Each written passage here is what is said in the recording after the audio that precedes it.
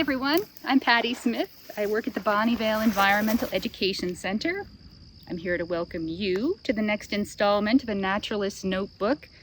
Tonight I have brought you down here to what is going to be my new journaling site. My new journaling site because some of my friends, Dew and Henry, have just moved in here and they are going to settle down for the winter. So this is going to be a very busy place as they prepare. Oh my, here's Dew now. So I've been following this beaver family for about 13 years. We know each other pretty well. I've known Dew, the mama beaver, this one coming toward us, since she was born.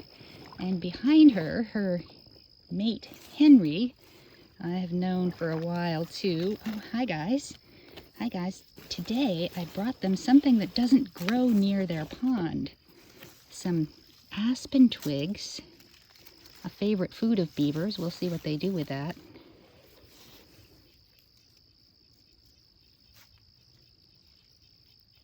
Hi Henry.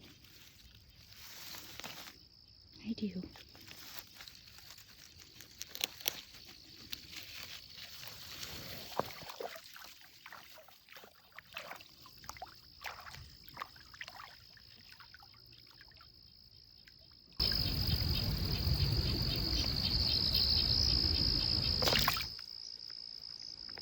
Your journaling prompt this week is going to be to make a map.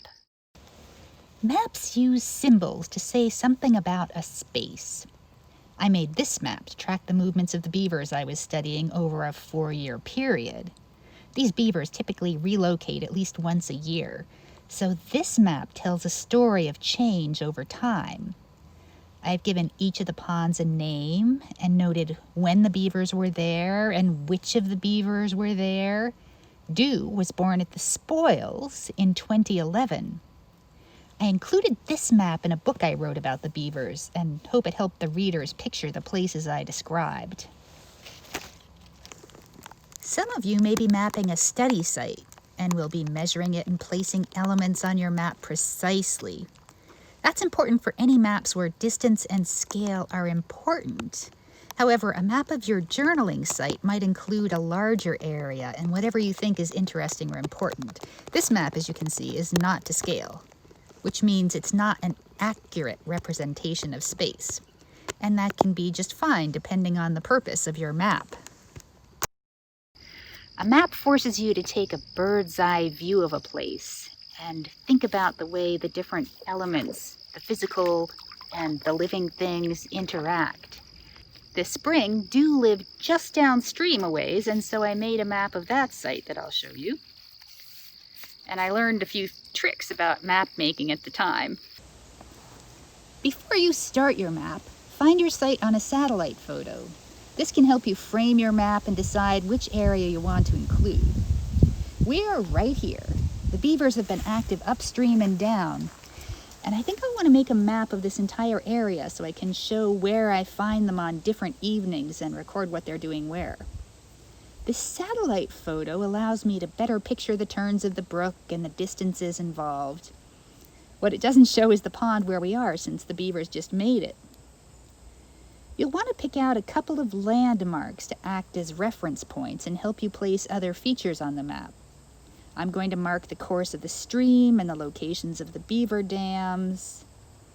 An aerial image will also help you become oriented to your site, to find north.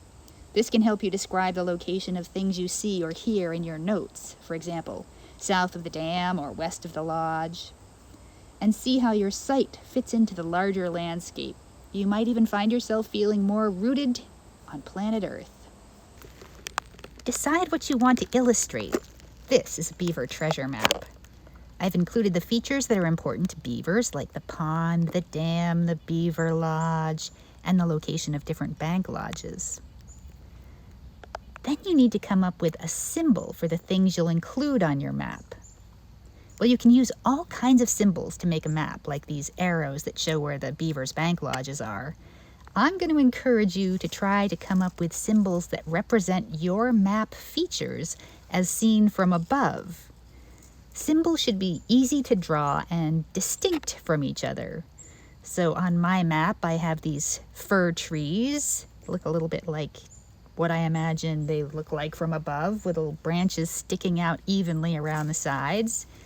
These alder shrubs, on the other hand, are very irregular in shape and spaced widely apart. So these funny little blobs represent alder shrubs. Beavers love to eat them.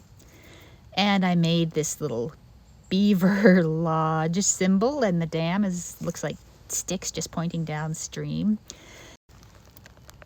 Now I'm ready to make a map of this new pond, this place where I will record the next chapter of Dew's life. Well, happy mapping. See you next time.